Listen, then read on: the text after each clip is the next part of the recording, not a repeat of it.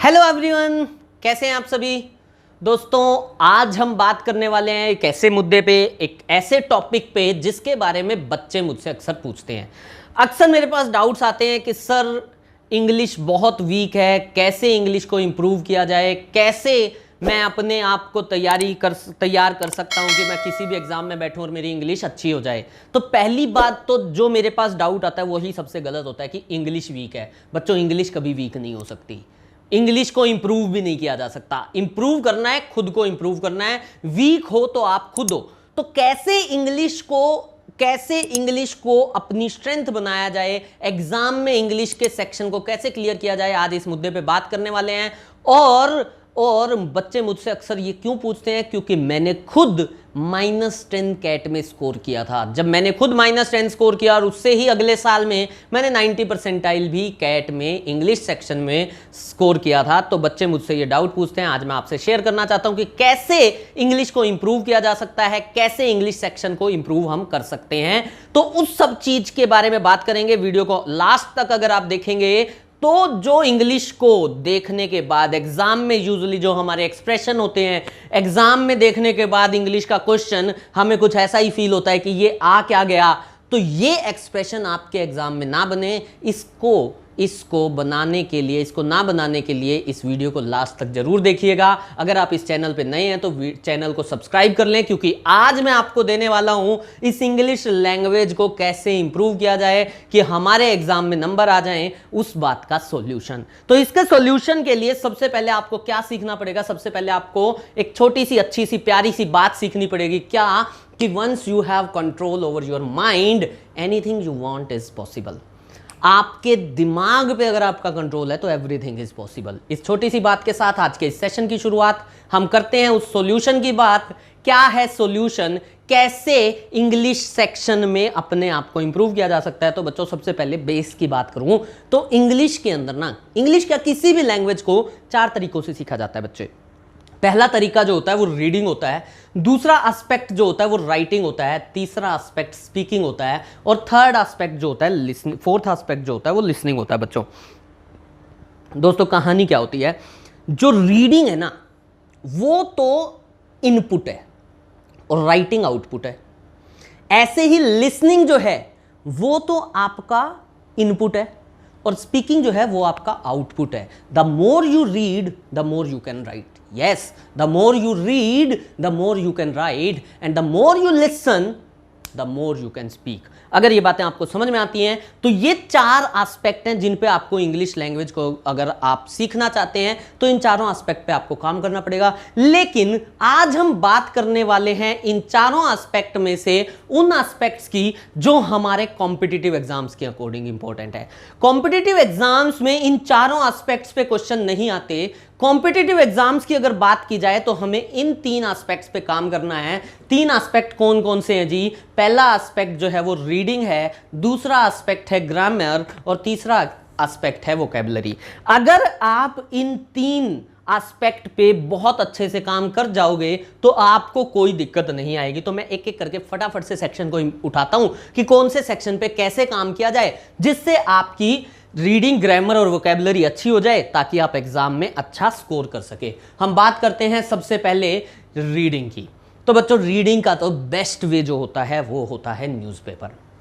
अब होता क्या है, सर कौन सा न्यूज़पेपर पढ़ा जाए, क्या पढ़ूं सबसे पहले? तो बच्चों, जिसका जैसा लेवल है वैसा न्यूज़पेपर उठाना चाहिए। द हिंदू शुरू से पढ़ना कोई ज़रूरी नहीं है। अगर आपको द टाइम्स ऑफ इंडिया समझ में आता है तो टाइम्स ऑफ इंडिया पढ़ो, द हिंदू समझ में आता है तो द हिंदू पढ़ो, आपको टेलीग्राम समझ में आता है, आपको द ट्रिब्यून समझ में आता है, कोई भी जो भी आपको टॉपिक समझ में आता है उसको उठा के अपना पढ़ना स्टार्ट कर दो और रीडिंग करो ज़्यादा से ज़्यादा।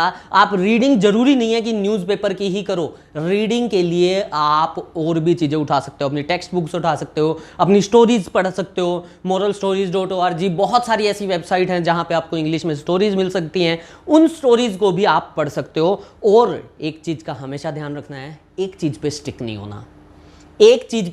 होना। द टाइम्स ऑफ इंडिया पढ़ना शुरू कर दिया तो सिर्फ द टाइम्स ऑफ इंडिया नहीं पढ़ना, इंडियन एक्सप्रेस भी उठाना है, फिनेंशियल एक्सप्रेस भी उठाना है, बिजनेस लाइन भी उठाना है, द हिंदू भी उठाना है, मिंट भी उठाना है, अलग अलग न्यूज़पेपर पढ़ने हैं। और न्यूज़पेपर में भी अलग अलग सेक्शंस। मुझे क्रिकेट पसंद है तो ये नहीं है कि मैं हमेशा क्रिकेट की ही न्यूज़ पढ़ रहा हूँ, मुझे सब सेक्शन की न्यूज़ पढ़नी है, क्योंकि एग्जाम में आपके किसी भी टाइप की आरसी, किसी भी टाइप का पैरा जंबल, किसी भी टाइप का क्लोज टेस्ट आ सकता है। तो उसके अकॉर्डिंग आपको न्यूज़पेपर के अंदर डिफरेंट काइंड्स ऑफ आर्टिकल्स पढ़ने पड़ेंगे। तो न्यूज़पेपर सबसे बेस्ट वे है रीडिंग के लिए। इसके अलावा मैंने आपको बता दिया, आप अपनी टेक्स्ट बुक्स पढ़ सकते हो। बात करें अगर वोकैब की, तो वोकैब के लिए तो बच्चों ये वोकैब विद देसी तड़का नाम का इसी चैनल पे एक आपको मिल जाएगी एक प्लेलिस्ट। उस प्लेलिस्ट के अंदर 56 वीडियोस हैं। 56 वीडियोज़ के अंदर अराउंड मैंने 1500 वर्ड्स डिस्कस किए हैं, और 1500 वर्ड्स जो मैंने डिस्कस किए हैं वो मोस्ट फ्रिक्वेंटली यूज्ड वर्ड्स हैं। अगर आप न्यूज़पेपर पढ़ोगे तो भी उसके अंदर आपको ये वर्ड्स मिल जाएंगे जो मैंने यहाँ पे करवाए हैं, और अगर आप कोई एग्जाम दोगे तो एग्जाम में भी आपको इस टाइप के वर्ड्स मिल जाएंगे। इसके अलावा वोकैब विद देसी तड़का मैं डेली एक सेशन अनअकैडमी के प्लेटफॉर्म पे भी ले रहा हूँ। उस प्लेटफॉर्म पे भी जाके आप इन वीडियोज़ को देख सकते हो। डेली आके हम वोकैब लर्न करते हैं, आप भी वहाँ पे आके डेली वोकैब लर्न कर सकते हो। तो इसमें वोकैब विद देसी तड़का में है क्या, मैंने वर्ड्स को रिलेट किया है, निमोनिक्स मैंने वर्ड्स के बनाए हैं, और बहुत इजीली बच्चों को वर्ड्स याद हो जाते हैं और परमानेंटली याद हो जाते हैं, लाइफ टाइम के लिए वर्ड्स याद हो जाते हैं। एक बार अगर आप मेरे साथ सीखोगे तो लाइफ टाइम याद रहेंगे। ये मेरी प्रोफाइल है अनअकैडमी पे, इसको फॉलो करना मत भूलिएगा। और अगर किसी को अनअकैडमी का प्लस का किसी भी चीज में, बैंक में, एसएससी में, कहीं पे भी सब्सक्रिप्शन लेना हो तो this is my referral code, जिसको आप अप्लाई करके मैक्सिमम डिस्काउंट पा सकते हो।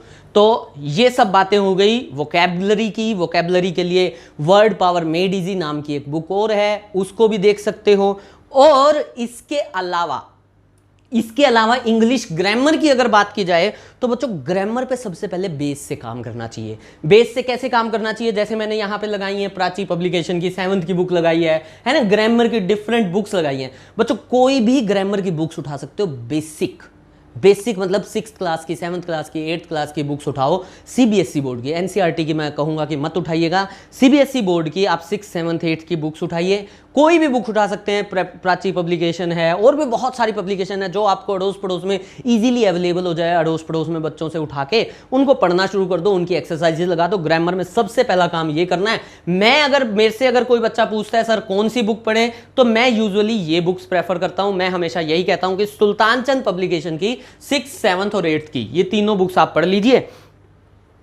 इन तीनों बुक्स को अच्छे से पढ़ने के बाद, अच्छे से इनकी एक्सरसाइजेज करने के बाद फिर कंपटीशन के लिए हम बुक्स पढ़ सकते हैं। कंपटीशन के लिए बुक्स पढ़ने के लिए, अच्छा इन तीनों बुक्स का या और भी बहुत सारी बुक्स जो हैं, इन सब चीज़ों के बारे में अगर आपको और ज़्यादा इंफॉर्मेशन चाहिए हो तो इंग्लिश बाय कुलदीप नागपाल नाम का मेरा टेलीग्राम पे एक चैनल है, आप उसको ज्वाइन जरूर कर लीजिएगा। और इन बुक्स को पढ़ने के बाद आपको क्या पढ़ना है, a mirror of common errors, Ashok Kumar Singh ji की ये बुक है, और दूसरी बुक है करेक्टिव ग्रामर, ये है जी अजय कुमार सिंह की एमबी पब्लिकेशन बुक की। ये बुक्स अगर आप पढ़ लेते हो, ये बुक्स मतलब जो मैंने आपको बताया ग्रामर के लिए, वो बुक्स पढ़ लेते हो और ये बुक्स पढ़ लेते हो, तो आपके ग्रामर में कोई भी क्वेश्चन गलत नहीं होंगे। ठीक है जी, तो ये आपका तरीका है। Once you are done with these things, the success is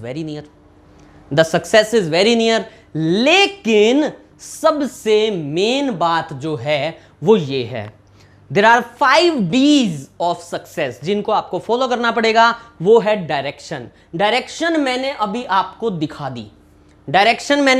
दिखा दी कि आपको करना क्या है, मैंने आपको बता दिया। डायरेक्शन के बाद जो बात आती है वो आती है डिजायर। अब करने के लिए डिजायर आपके अंदर होनी चाहिए, वो भी शायद आपके अंदर है, तभी आप इस वीडियो को पूरा देख रहे हैं। उसके बाद जो चीज चाहिए that is dedication, determination and discipline. Without discipline there is nothing. तो लाइफ में ये सब चीजें अगर ले आओगे तो no one can stop you. ठीक है जी, इन सब बातों के साथ ये कहानी मैं यहीं पर खत्म नहीं करूंगा। इसी कहानी में कुछ और बातें अभी बाकी हैं जो मैं आपसे फिर डिस्कस करूंगा। ये बातें टू बी कंटिन्यूड, लेकिन इस वीडियो को लाइक करना, शेयर करना मत भूलिएगा। अगर आपको लगता है कि इस वीडियो से आपको नॉलेज मिली है तो इस वीडियो को अपने दोस्तों के साथ शेयर जरूर कीजिएगा, ताकि हमें भी मोटिवेशन मिले। और साथ ही साथ अगर किसी ने चैनल को अभी तक सब्सक्राइब नहीं किया है तो सब्सक्राइब जरूर कर लें और घंटी का आइकन जरूर दबा दें। आज के लिए इतना ही दोस्तों, थैंक यू।